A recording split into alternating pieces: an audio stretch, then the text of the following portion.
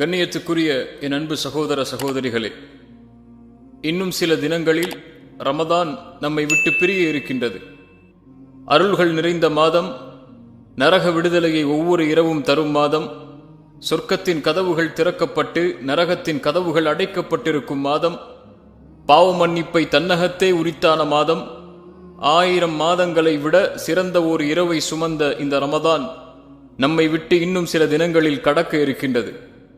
இது என்னுடைய மாதம், இதற்கு நான் விரும்பிய முறையில் கூலியை தருவேன் என்று கூறிய அல்லாஹ் அதற்குரிய கூலியை அவன் விரும்பிய முறையில் தர இன்னும் சில தினங்களே இருக்கின்றது.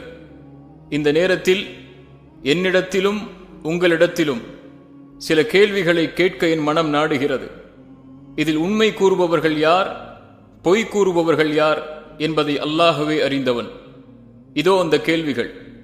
முதல் கேள்வி, ரமதான் நம்மை விட்டு பிரியும் இந்த நேரம் நம் உள்ளம் அந்த பிரிவின் கவலையால் நிரம்பி இருக்கின்றதா?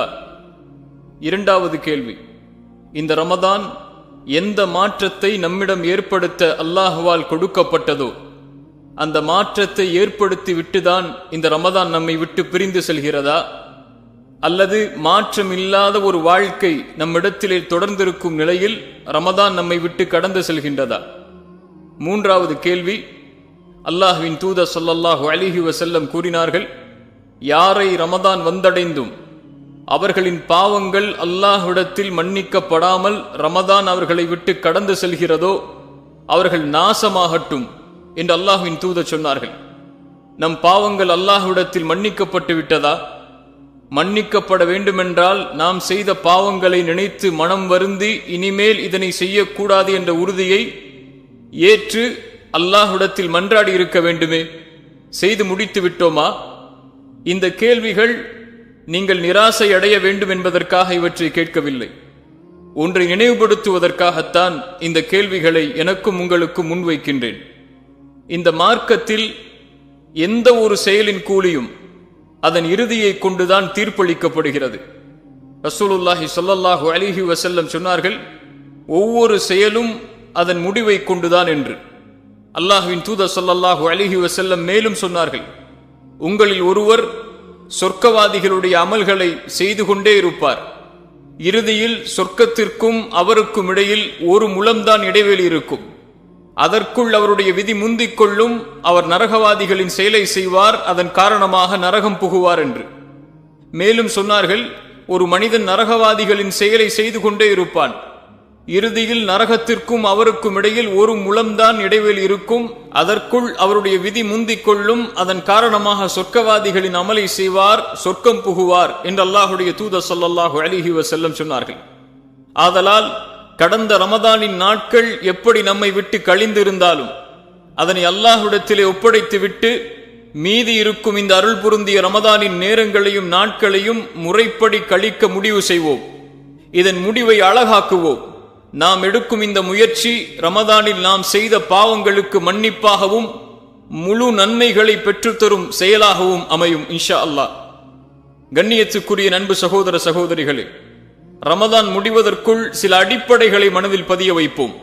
முதல் அடிப்படை, இன்னும் ரமதான் நம்மை விட்டு கடக்கவில்லை.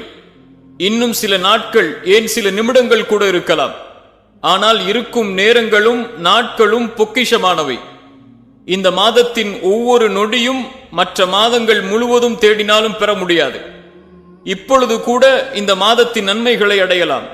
இந்த கடைசி இரவு கூட, ரமதானுடைய கடைசி இரவு கூட நமக்கு நரக விடுதலையை தரக்கூடிய இரவாக அமையலாம்.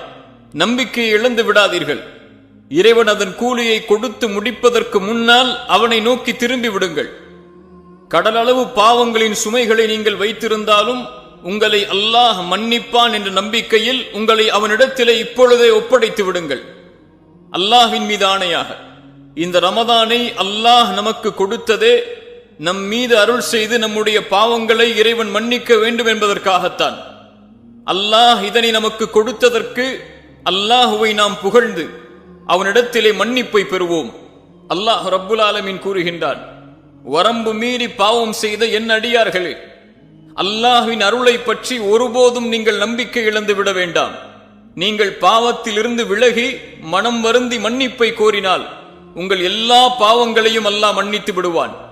ஏனென்றால் அவன்தான் மிக்க மன்னிப்பவன், கிருபையுடையவன்.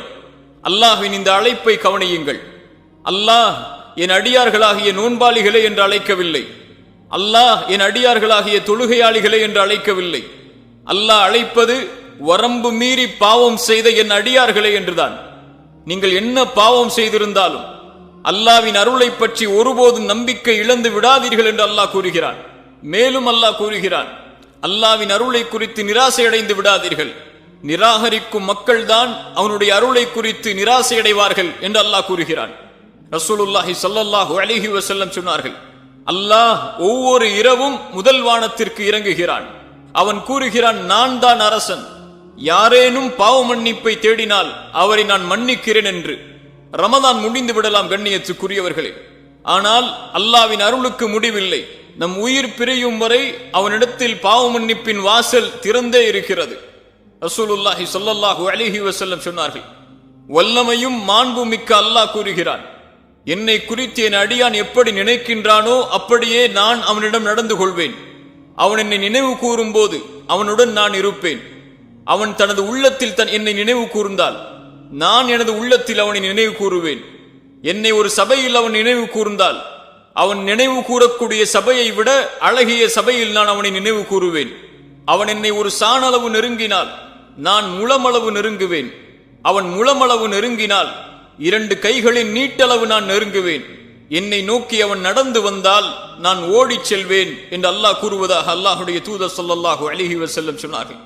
மேலும் அல்லாஹ்வுடைய தூதர் ஸல்லல்லாஹு அலைஹி வஸல்லம் சொன்னார்கள், பகலில் பாவம் செய்தவர் பாவ மன்னிப்பை செய்து மீள்வதற்காக இரவில் அல்லாஹ் தன்னுடைய கரத்தை விரிக்கிறான். இரவில் பாவம் செய்தவர் பாவ மன்னிப்பை செய்து மீள்வதற்காக பகலில் இறைவன் தன்னுடைய கரத்தை விரிக்கிறான் என்று அல்லாஹுடைய தூதர் ஸல்லல்லாஹு அலைஹி வஸல்லம் சொன்னார்கள். மேலும் அல்லாஹ்வுடைய தூதர் ஸல்லல்லாஹு அலைஹி வஸல்லம் அவர்கள் சொன்னார்கள், ஒரு அடியான் பாவம் செய்து தன்னிடத்திலே திரும்பி வரும் பொழுது அல்லாஹ் எல்லையற்ற மகிழ்ச்சி அடைகிறான். எப்படி என்றால், ஒரு பொட்டல் பூமியில் தனது வாகனத்தில் ஒருவர் பயணம் செய்கிறார்.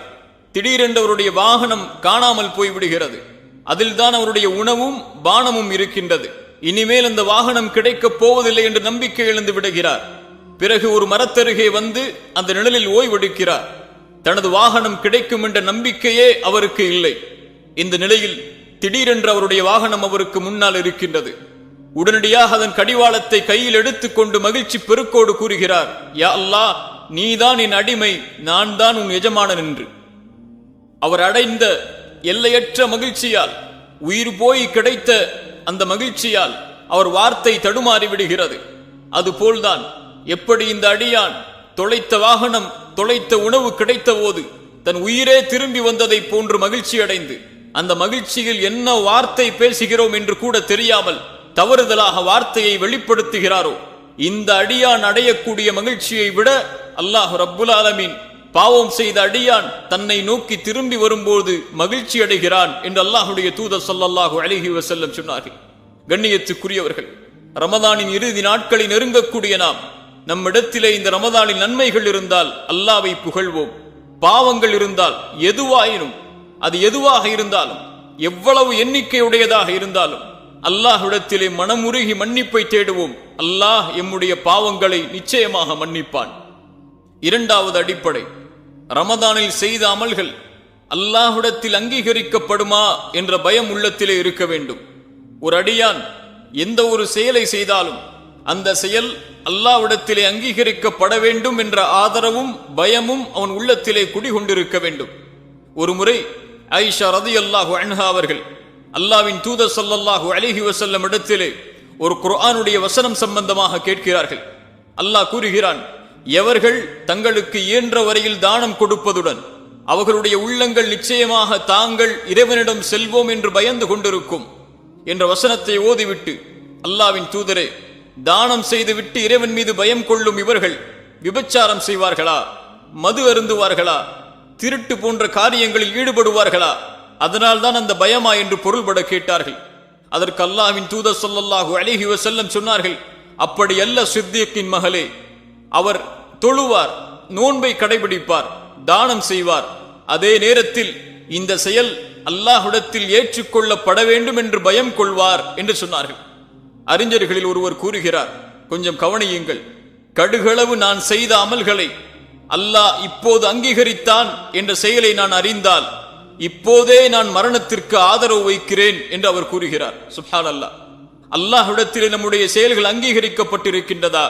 நாம் வைத்த நோன்புகள், நாம் ஓதிய குர்ஆன், நாம் இன்று வணங்கிய தராவீஹ், இது போன்ற வணக்க வழிபாடுகளை நாம் செய்து முடித்து விட்டோம். அல்லாஹ் அதை அங்கீகரித்தானா?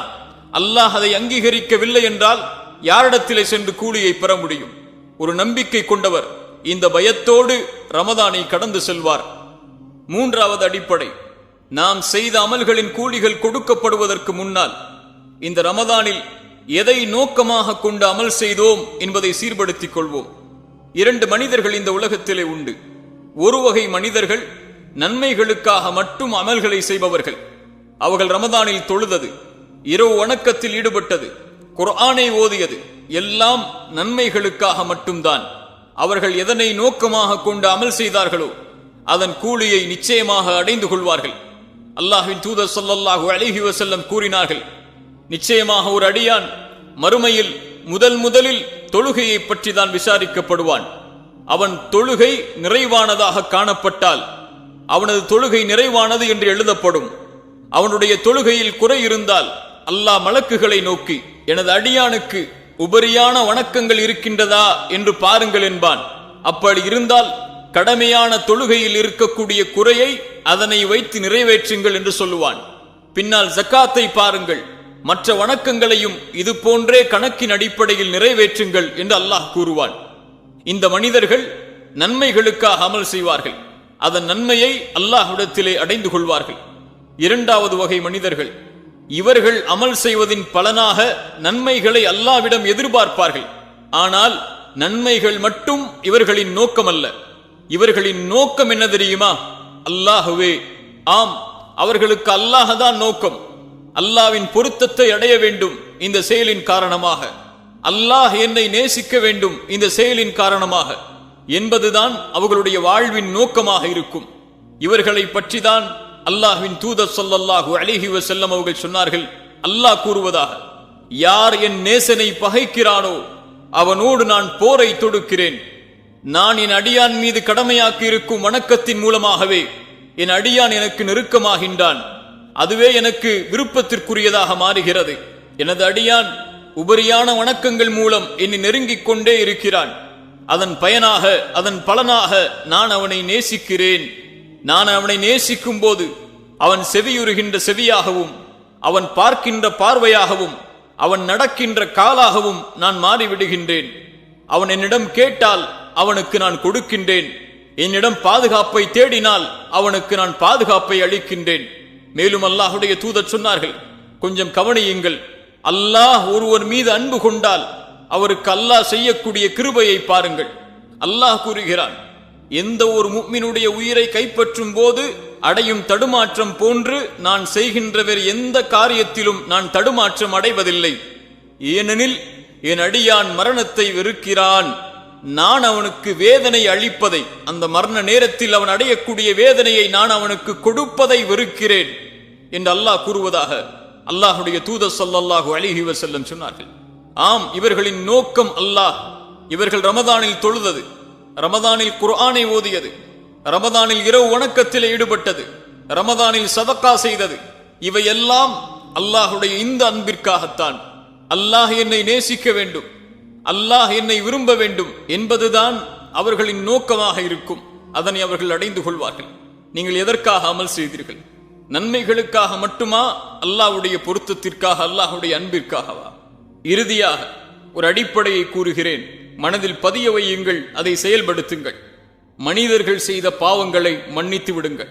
நம்மிலே எத்துணை பேர் வெறுப்போடும் பகைமையோடும் குரோத உணர்வோடும் பழி தீர்க்க வேண்டும் என்ற எண்ணத்தோடும் இந்த உலகத்திலே சக மனிதர்களோடு வாழ்ந்து கொண்டிருக்கிறோம். மனிதர்கள் செய்த பாவங்களை மன்னிக்காமல் நம்முடைய பெருமை நம்மை தடுக்கிறது. ஆனால் நாம் அல்லாஹ்விடத்திலே பாவம் செய்தால் அல்லாஹ் அந்த பாவத்தை மன்னிக்க வேண்டும் என்ற விருப்பம் நம்முடைய எல்லோர்களுடைய உள்ளத்திலும் இருக்கிறது.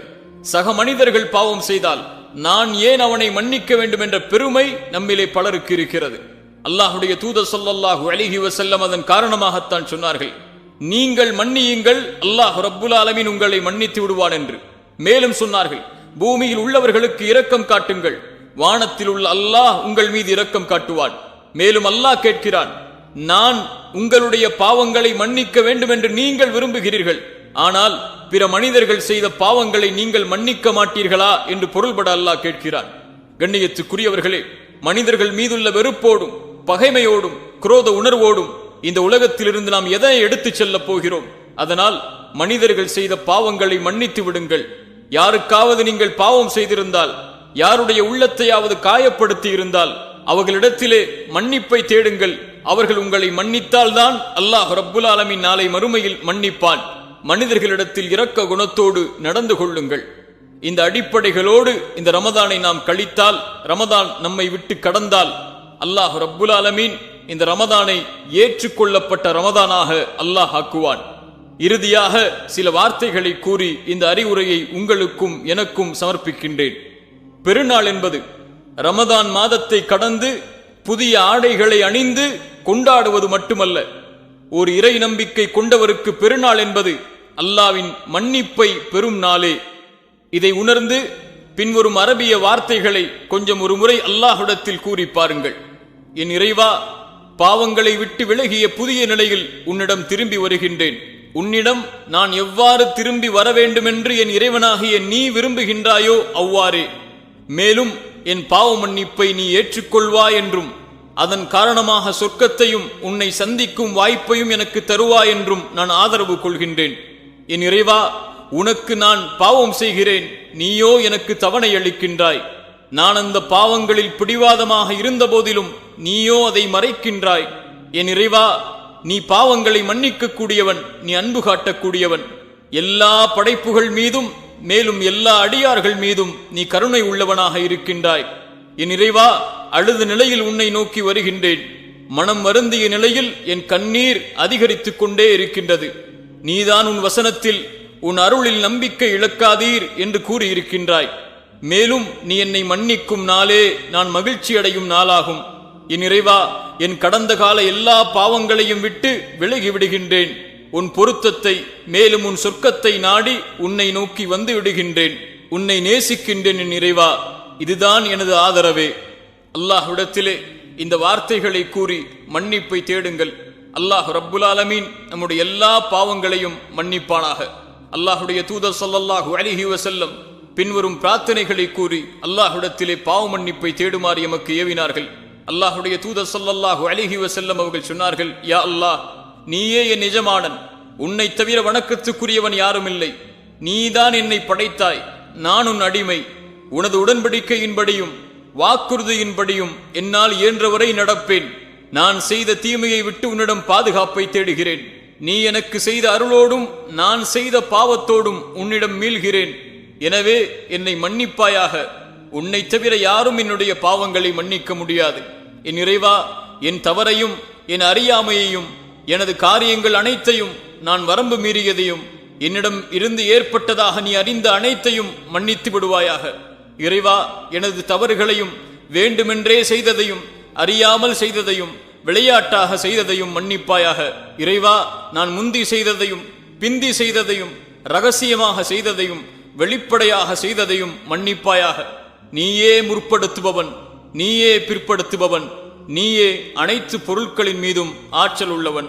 அகூலு கௌலி ஹாதா அஸ்தக்ஃபிருல்லாஹ் லீ வலக்கும்.